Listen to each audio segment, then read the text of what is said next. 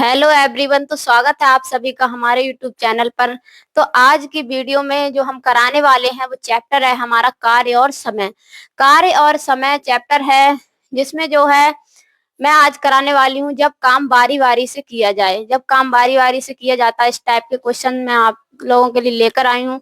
कार्य और समय और भी टाइप जो है कार्य और समय के और भी टाइप मैंने वीडियो बनाकर डाल दी है, वो भी आप देख सकते हैं। अगर आपको हमारी वीडियो पसंद आए तो लाइक कर दीजिए। अगर आप चैनल पर नए हैं तो चैनल को सब्सक्राइब कर लीजिए। तो देखेंगे कि हमारा पहला क्वेश्चन क्या है। तो देखिए सॉल्व करती हूँ किस प्रकार से करना होता है इन्हें। बिल्कुल आसान तरीका से बताने वाली हूँ, कोई भी प्रॉब्लम की बात नहीं है। जैसे कि अगर हमें ऐसे क्वेश्चन दिख भी जाए, अगर पेपर में अक्सर ही पूछ लिए जाते हैं, तो हमें इस कैसे करने होते हैं और कम समय में हमें किस प्रकार निकालने होते हैं। तो देखिए यहाँ पर कहा है कि ए किसी काम को 40 दिन में तथा बी उस काम को 50 दिन में कर लेता है।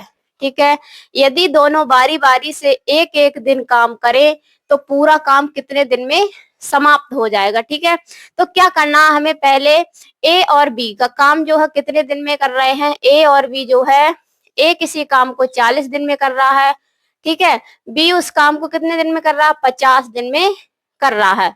अब क्या करते हैं, इन दोनों संख्याओं का हम एलसीएम लेंगे। ऐसी संख्या जो दोनों संख्याओं से कट जाए, तो हम यहाँ पर क्या है 200 ले लें। ठीक है, हमने 200 ले ली तो 40 से कितनी बार जाएगा, 5 बार जाएगा।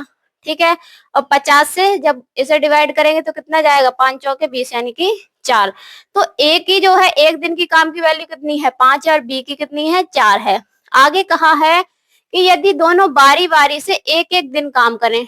ठीक है, बारी बारी से कैसे, जैसे ए ने एक दिन किया, अगले दिन बी ने किया। ठीक है, ऐसे ही ए ने पहले किया, फिर बी ने, फिर ए ने, फिर बी ने। ये क्या है, बारी बारी से काम यहाँ पर होता है। तो देखिए ए का काम कितना है, ए का काम है 5।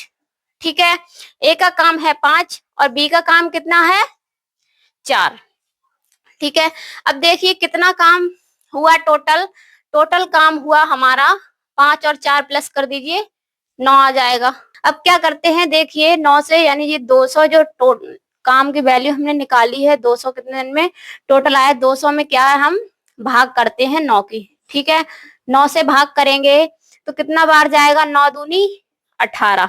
ठीक है, कितना बचा, 2 बचा यहाँ पर, 0 नीचे, 9 दूनी 18। फिर कितना बचा हमारे पास, 2 बचा। इतना तो सभी कर लेते हैं, यानी भाग तो हर किसी को आती है। ठीक है, अब देखिए आगे करना क्या, हमें वैल्यू कैसे निकालनी है कि कितने दिन में काम समाप्त हो जाएगा। यहाँ देखिए कि जो कार्य है कितने दिन हुआ है, 1 और 2। ठीक है, कितने दिन कार्य हुआ, एक दिन ए ने किया, फिर बी ने किया। यहाँ पर लेंगे हम 2 दिन कार्य हुआ, तो 22 जो निकल कर आया है उसमें हम 2 की गुणा कर देंगे तो कितना हो जाएगा, 22 दूनी 44 हो जाएगा यहाँ पर। ठीक है, 44वें दिन बारी किसकी आएगी, देखिए ए ने काम खत्म कर दिया, अगले दिन बी ने भी काम खत्म कर दिया, यानी काम यहाँ तक जो है खत्म कर दिया। अगले दिन बारी आई किसकी, ए की आएगी। ठीक है, तो ए जो है कितना काम कर पाता है, एक बार में 5 काम कर पाता है। ठीक है, और काम हमारा बचा कितना हुआ है, काम बचा है 2, शेष काम बचा है 2। तो 2 को क्या है, 2 बटे हम 5 यहाँ पर लिख देंगे।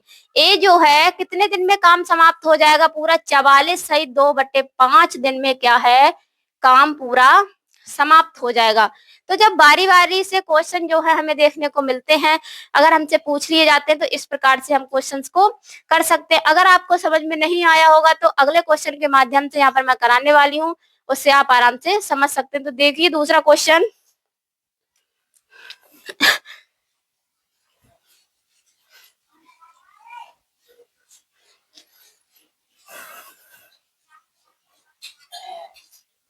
दूसरा क्वेश्चन क्या है, दूसरा क्वेश्चन देखेंगे। दूसरा क्वेश्चन है यहाँ पर, राम श्याम और मोहन क्रमशः 20 दिन 25 दिन 30 दिन में काम कर लेते हैं। ठीक है, कहा है कि यदि तीनों बारी बारी से एक एक करके एक एक दिन काम करें तो काम कितने दिन में समाप्त होगा और अंतिम बारी किसकी होगी।